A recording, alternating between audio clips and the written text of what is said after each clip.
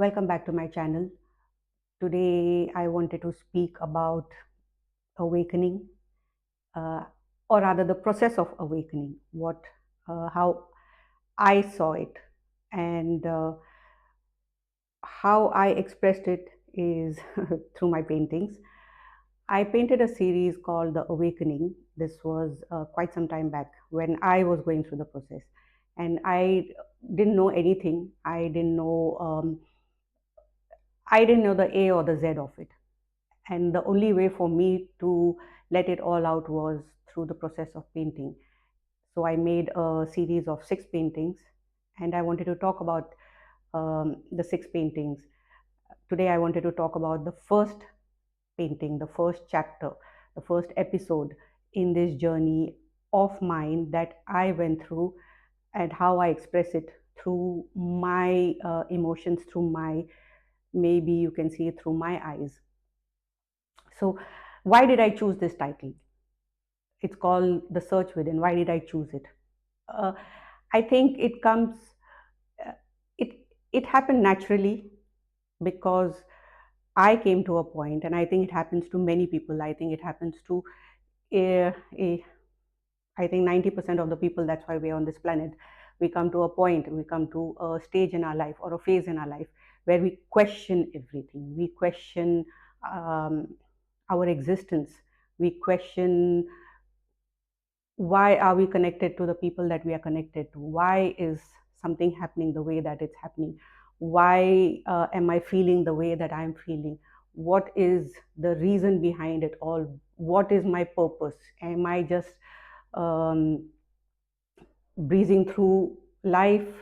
Do I have, am I supposed to do something more with my life? Am I, or just go through a daily routine, but it's not satisfying? So many questions, so many questions. And the thing is, it bombards you.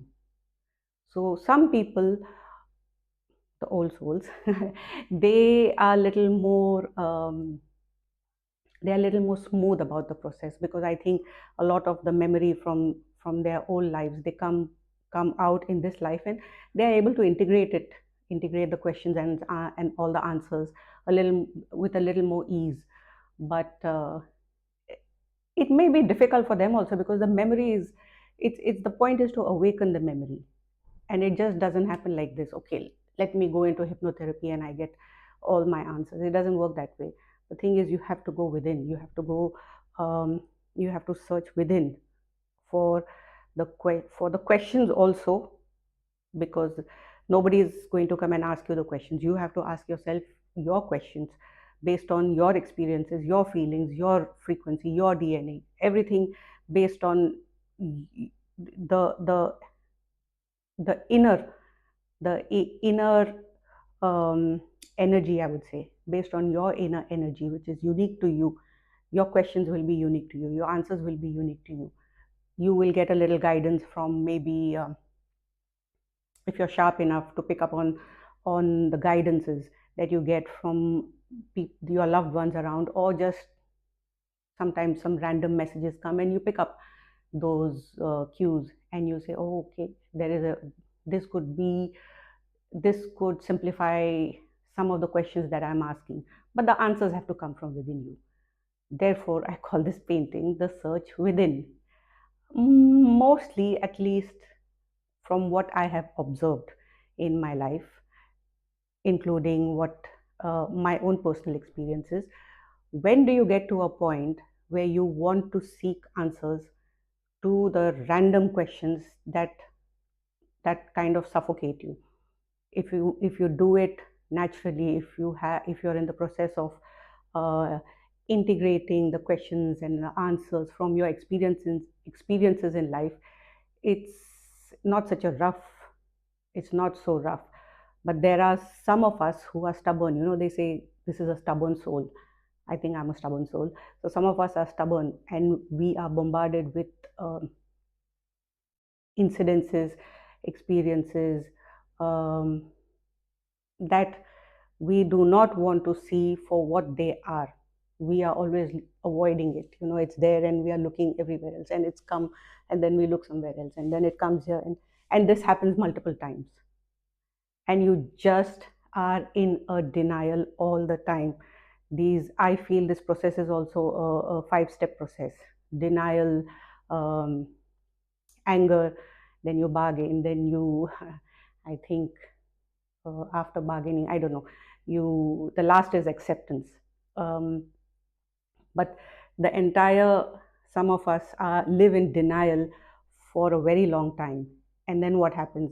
But there is something within you, you know, inside. I know secretly, deep inside, we know that this is questionable, this needs to be this way, this, what is 1 million questions, the voices in the head, they are loud, they get louder, they get louder, they get louder, the questions get more complicated. But we are in denial, we want to look everywhere else, but at what's slapping you in the face? No. So then what happens?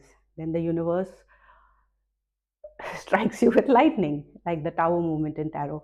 The universe just, it just slaps you with the lightning, and then you are forced, you are put in a situation where you are cornered against the wall, and there is nobody coming to help you. There is nothing that you can do to get yourself out of it in that moment, in that instance, except going within.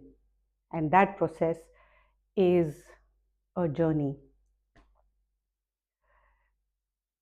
With me, I feel, to simplify it, if you don't know what to do, if you really don't know, you're in a situation in life, and a really intense situation where you absolutely know, you don't know what to do, that's when your work begins. If you don't know where to go, where am I don't know where to go, I don't know what to do, I don't know. When you don't know where to go, that's when your journey begins. I think that is what compelled me to name this painting The Search Within. If you look at the painting, it is um, it is a serene atmosphere because that came from within me. I always thought, I've always looked at the monks, and I've always looked at the monasteries, mm, in, you know, in India, in China, in Nepal, Tibet. You have a lot of these monasteries, you have a lot of the Tibetan monks, you have a lot of, it's just a beautiful place. Although I have never been to one, but I've seen so many, um, I've just seen and read about the information. And I always thought, if ever I want to seek peace, and this was when I was in the moment of denial, and I used to always think, if ever I could, if I wanted to seek my answers or find peace within, I would like to go in a monastery. I would like to go to a dharamshala. I would like to go amongst the monks, because I think they are the most, their energy is so peaceful. You could be sitting next to a monk and you automatically feel so peaceful. That's how I perceive them, and I think that's how they are, because they have lifetimes of wisdom within them. That's why they are who they are. And this is what I think. I didn't plan to paint this painting with a monk sitting under the tree. It just came naturally within me. I was just sitting, and then I just painted the structure first. I don't know, the colors just came, the structures just came, the tree just, everything just came uh, naturally. I took my time, even when I was painting the roof. I didn't know the colors. I was going through the process. I was thinking, I was analyzing, I was feeling a lot. And then with each brick on the roof, I was just taking my time to paint.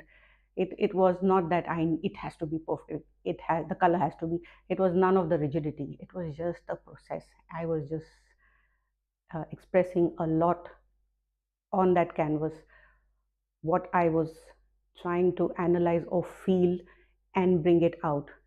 And at that moment, my idea of the search within is uh, is the first step towards finding your answers or embarking on a journey, but with a lot of peace, with a lot of it has to be um, a loving journey. If you can understand that, it has to be with a lot of love and compassion.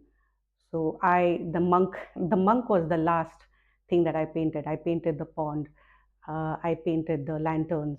I painted the tree also, uh, and the little flowers in the pond.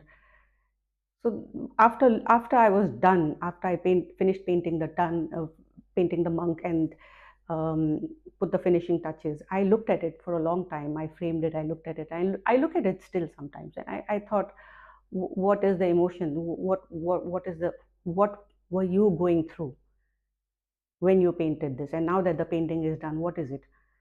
So I think the the the atmosphere is of silence.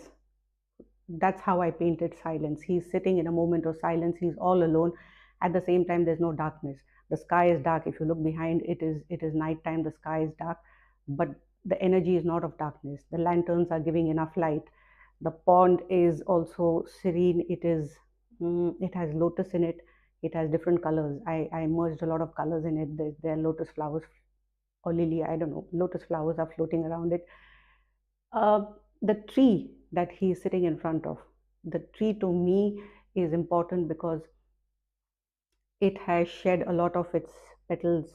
It's on the floor. So that I feel while he was sitting there and he was thinking, he was feeling, he was analyzing, or whatever it is that he is doing in that moment, a lot of it has that no longer served him has shed. It has fallen off. Yet the tree is vibrant. Yet the tree is it's it's a softer color. So it's a nurturing tree.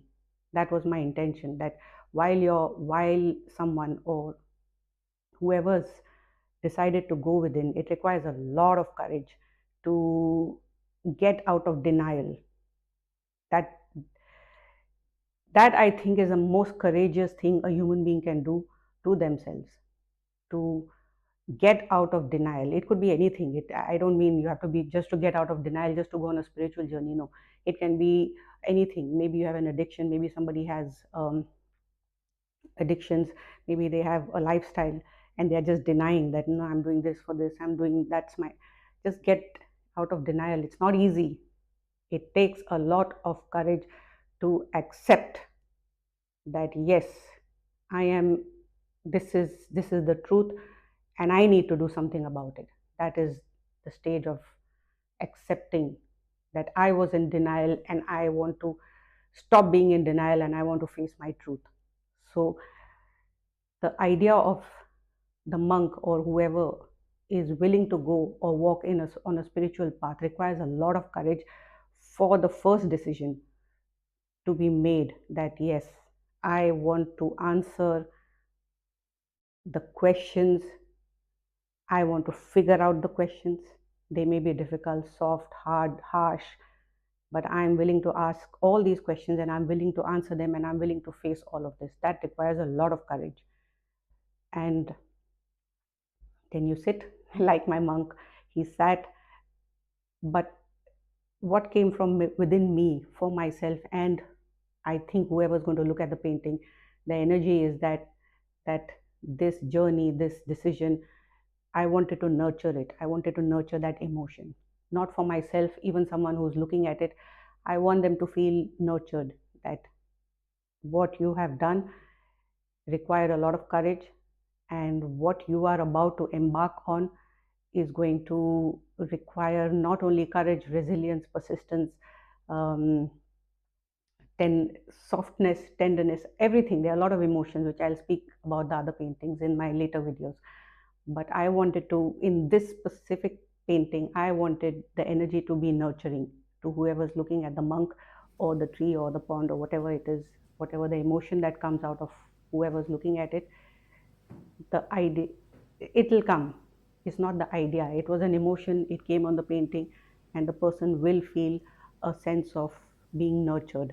That at the moment, maybe I'm feeling too heavy, but when I'm looking at it, for some reason, there's something about this painting that I'm feeling nurtured. That yes, I think it's going to be okay. That energy, that it's going to be okay. That was my final emotion when I signed off on the painting. When I'm done with a certain emotion, that's when I sign off on the painting. And that was my final emotion, that it's going to be okay. That was uh, that was my journey with the first painting, the search within. The next painting is has a different energy and emotion. I'll speak about it in the next video, but I hope somebody kind of feels a little better listening to this journey, this emotion, this message. If it does not, maybe the next one or the next one might help. My intention is always to make someone feel good about life. Life is heavy, emotions are heavy. This journey on this planet, this journey of life is filled with trials and tribulations. But my intention is always to, uh, peace is a big word. So maybe it's just bring out at least one good emotion out of anyone who's listening or who's looking at one of my paintings. So I hope this helps somebody. That's my intention always. Um, Thank you for staying tuned. Stay subscribe. Share this message with anyone that you feel might need to hear something like this at the moment. Either ways, um, thank you for. I think I want to thank anyone who's been on this journey with me with my art, and I hope we continue to stay on this journey. So, thank you for staying tuned with me today.